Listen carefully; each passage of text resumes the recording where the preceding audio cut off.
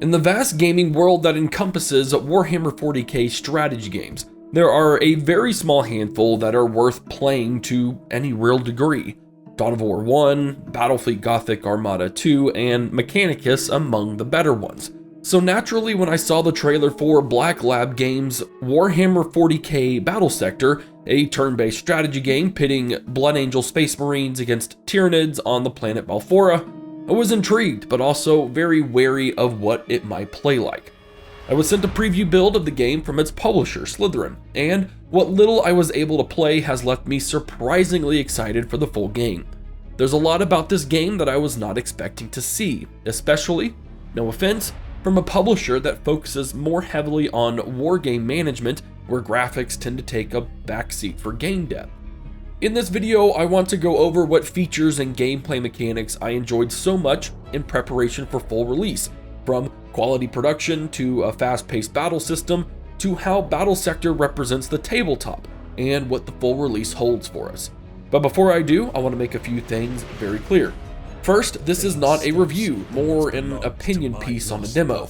Second, the build only contained 2 missions with very predefined setups, but I will go into the customization of your armies as it's a known feature.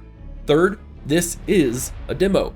What you will see in this video may not represent the final product, although I will say, even if it does represent the final product, it's still going to be pretty darn good. Lastly, you can check out my Twitch channel for a VOD on the game or my Havoc Streams channel for YouTube viewing, and you can also bookmark my Nexus game store link for when the game is available to purchase, as it will support this channel and be immensely appreciated. Now, let's dive into Warhammer 40k Battlesector and why it's actually one really good strategy game in the making. Praise the Emperor! The Emperor be praised! Holy crap! Quality production is an area of game development that I have mixed opinions about. Some games will blow me away because of the quality and graphics and immersion. Others, I'm very much okay with lower tier graphics in favor of very in-depth mechanics and gameplay.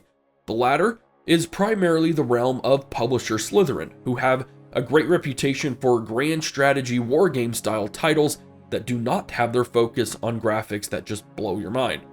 Battlesector, however, caught me off guard right from the start.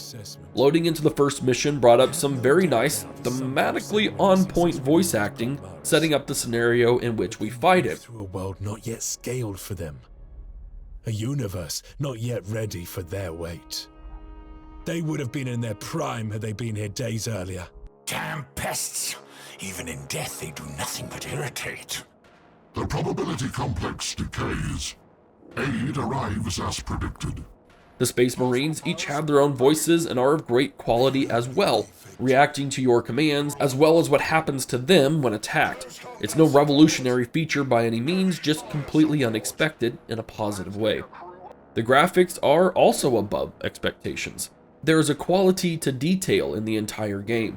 Space Marines look very Blood Angel-like with beat-up armor and a wide range of loadouts, each with their own animations. The Tyranids look very well designed and their movements across the map are smooth, overlapping each other in disorder. Even the environment is great. The buildings are extremely 40k looking. Shadows and light particles all reflect off surfaces appropriately, which might seem minor, but for myself, and just for simple immersion gameplay, that all comes together in some quality ways for this type of game. I was impressed from the get-go, and I hadn't even started playing. With Battlesector being a turn-based game and looking to feature quite a few units on the battlefield at once, the biggest concern is losing the player's interest in having to move upwards of over a dozen to 24 units every single turn. That kind of repetition can get boring rather quickly. The developer has a rather simple solution for this, by allowing you to move and attack with multiple units at once. So while not technically speeding up the system in a literal sense, it does let the player execute their plans in waves instead of waiting on individual units to move one at a time. This fast-paced system adds some cool move and attack animations where you can overwhelm the enemy in mass and bring in some fun maneuvers and a tad bit of immersion into the world. It does look pretty awesome zooming in on some Tyranids when you've moved in multiple units to take them all out in short succession with overlapping fire and commands from said units. When it comes to the enemy's turn, there is also the ability to literally speed up the animation so their turn doesn't last as long. Combined with a line of sight / fog of war mechanic, the enemy turn may hold some surprises for you where you might not necessarily want to speed things up, so you can pay attention to the direction of oncoming waves. The good news is, that's completely up to the player through toggleable buttons. When it comes to the battles in general, they are extremely enjoyable. Each unit has action points and movement points in various numbers. Some units can go further than others, while certain units may have multiple attacks per turn. This variation meant that while you certainly could advance out into the map with a small handful of units that could push further, it's risky as you're leaving behind your more heavy-duty hitters and might get overwhelmed. Units all have special abilities, from grenades to boosters, melee attacks to heroes healing units, creating some very nice combinations of attacks to take down certain enemies based on their weaknesses. A favorite part of any turn-based strategy game for me is an Overwatch system, and this one goes just a bit deeper than the standard. When you enact Overwatch, each unit has their sweet spot, where they have the best chance at hitting the enemy when they cross that line, shown by the brightness of the Overwatch eye markers. Some units are better at hitting troops from a decent distance away, while some don't even have the option but to strike units right in front of them. It's a simple strategic and defensive layer to turn-based battles that I love, and this added layer of distance is a great one for the game. It all comes together to create some awesome turns. Seeing multiple assault marines jetpack to reinforce some outnumbered troops won't ever get old, and taking down Big Daddy Tyrannofex with a stupid amount of every type of weapon my soldiers had was incredibly satisfying to watch unfold. Even these two straightforward missions solidified my excitement with the potential of the game, and I look forward to playing the full 20-mission campaign because of it. When it comes to Warhammer 40k tabletop, I have to admit that I myself have never played it, but I have watched a bit of tabletop gameplay. With that in mind, I'm no master of rulebooks or astutely mindful of the mechanics of the tabletop version. Yet what I saw and felt while playing Battlesector was indeed a callback to the tabletop game. You have a number of army points before each mission, and while our army setups were chosen for us, in the full game we will have the choice in what we bring to the battlefield based on the same tabletop point system. Movement and action points have just been mentioned but are still relevant here. Even when you attack, it's not a guaranteed hit on every unit, and the damage to HP is never the same, implying a dice roll based system on proximity and the special abilities that certain units can trigger while the battle commences.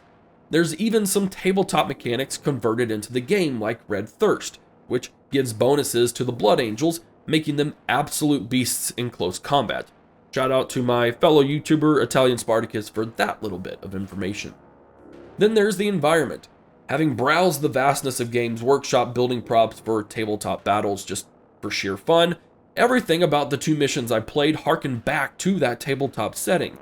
So much so that I swear most of the building structures from the game are straight digital versions of the entire Sector Mechanicus, Munitorum, and Manufactorum building sets from the workshop itself.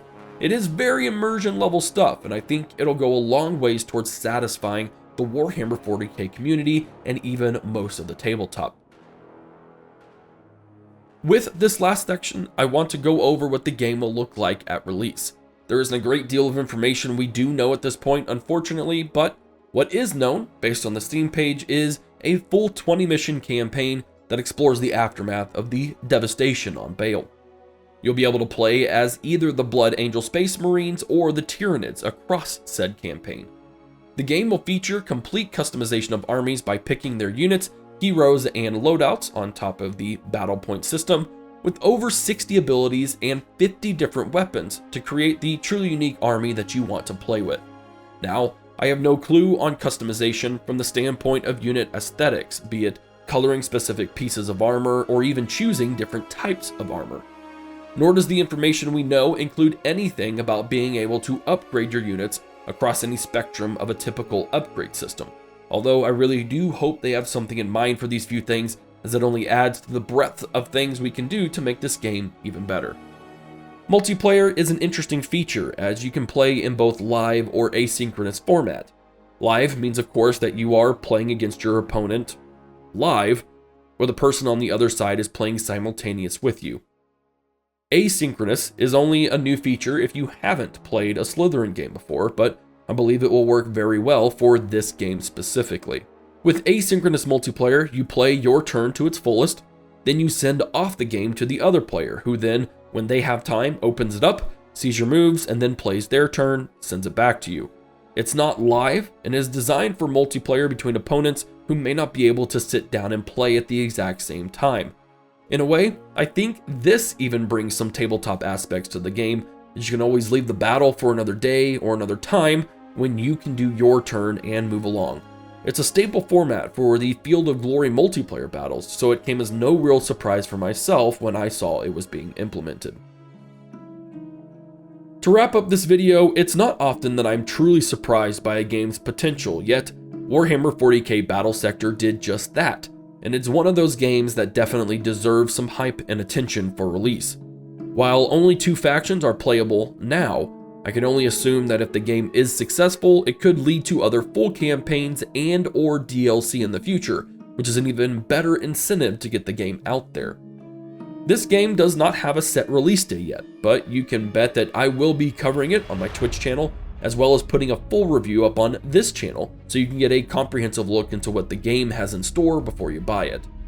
That'll be all for this preview look into Warhammer 40k Battlesector. I hope you enjoyed it.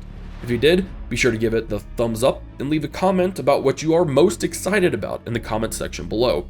Don't forget to sub to the channel for more content like this video, check out my Twitch for live strategy gameplay, and lastly, don't forget to bookmark my Nexus GG game link for future purchase, which supports this very content creator.